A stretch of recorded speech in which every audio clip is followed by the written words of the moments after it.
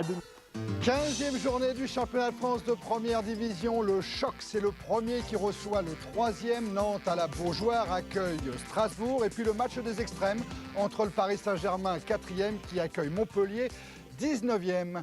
Bonsoir, c'est la dernière journée de championnat avant les deuxièmes tours retour des Coupes européennes qui se passeront la semaine prochaine. Tiens, notez tout de suite, les Montpellier, d'un autre côté, accumule les résultats nuls. 6 résultats nuls lors des 7 dernières journées de championnat. C'est insuffisant avec la nouvelle règle qui donne 3 points à une victoire. La preuve, c'est que Montpellier est aujourd'hui 19e du classement. C'est quand même incroyable ce qui arrive à cette équipe de Montpellier. La dernière fois qu'elle était montée à Paris, au Parc des Princes, c'était il y a 5 mois pour la finale de la Coupe de France. 5 mois après, les finalistes de la Coupe sont avant-derniers du championnat.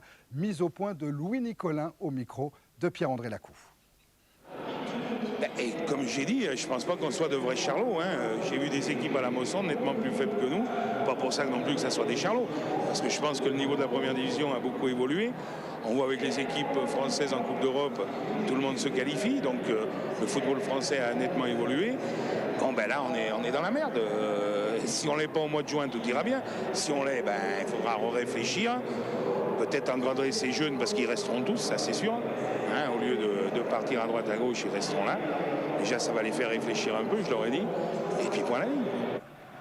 Mais c'est du côté parisien que ça commence. Le Gwen vers Rail, de l'autre côté, qui se permet 3 jolis contrôles avant de lancer Valdo. Mais la défense de Montpellier est sur la trajectoire.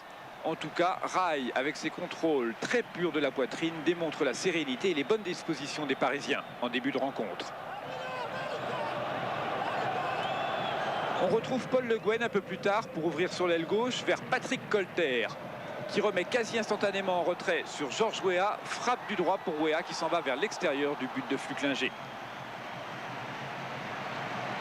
Paul Le Guen une nouvelle fois pour tirer ce coup franc vers la tête de Weah, qui remet vers Roche, qui tire.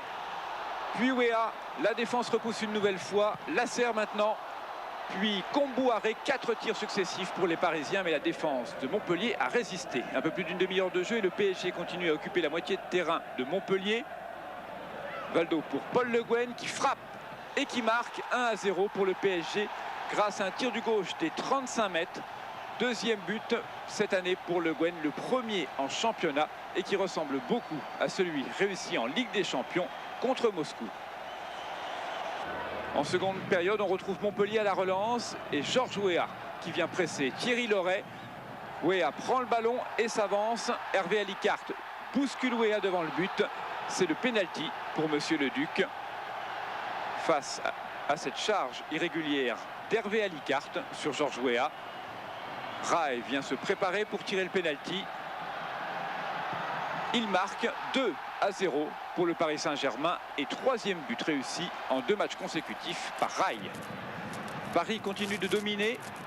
Colter vers Valdo de l'autre côté qui veut remettre à l'opposé, contré, mais le ballon va vers la tête de Georges Weah qui trompe Flucklinger. 3-0 maintenant pour le Paris Saint-Germain et 6e but de l'année pour Weah en championnat. Le PSG mène largement, mais attention aux réactions de Montpellier de plus en plus hardi. Centre de Risetto vers Carotti et Selé qui réussit à marquer. Montpellier a réduit le score 3-1 après cette reprise en demi-volée de Bruno Carotti. Mais ce soir, de toute façon, c'est l'attaque parisienne qui est en verve. Ballon vers Weah à la lutte avec Hervé Alicart. Weah va marquer, mais le but est refusé. Monsieur Le Duc a estimé un Parisien Rail probablement hors jeu. Qu'à cela ne tienne, nouvelle tentative parisienne en fin de match avec Le Guen qui centre. Valdo pour remettre sur Weah qui frappe. Transversal. Weah signalé hors jeu de toute façon. Weah dépité, mais les Parisiens remportent quand même la rencontre sur le score de 3-1, ce qui n'est pas pour arranger les affaires de Montpellier. C'est quand même la résurrection pour Rail. Et si je me souviens bien, l'an passé, il est arrivé dans le championnat de France pour jouer un match contre Montpellier. Il avait inscrit un but. Il a récidivé cette année.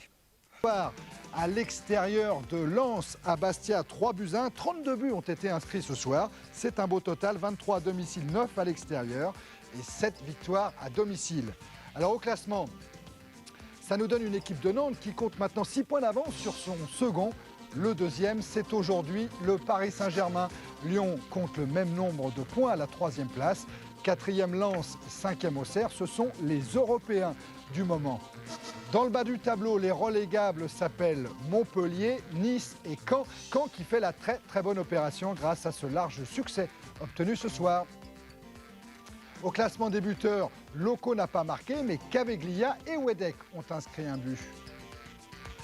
Le programme, samedi 5 novembre, ce sera une journée complète, ce sera une journée spéciale pour nous, pour vous, pour Canal+, pour les 10 de Cannes et celle de Bastia.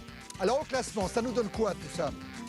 Ça nous donne une équipe de Nantes qui compte maintenant 8 points d'avance sur le Paris Saint-Germain. Nantes a joué 2 fois de suite à domicile et Nantes a bien réussi son coup. Nantes se déplacera à Monaco la semaine prochaine.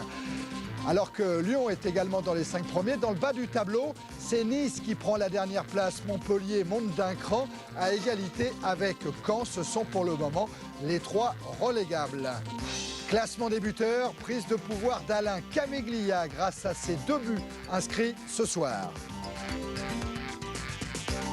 Voilà pour le classement des buteurs. Le programme, mardi, Lille-Saint-Etienne en direct sur Canal à partir de 20h15. Mercredi 9, un jour de foot redevenu traditionnel.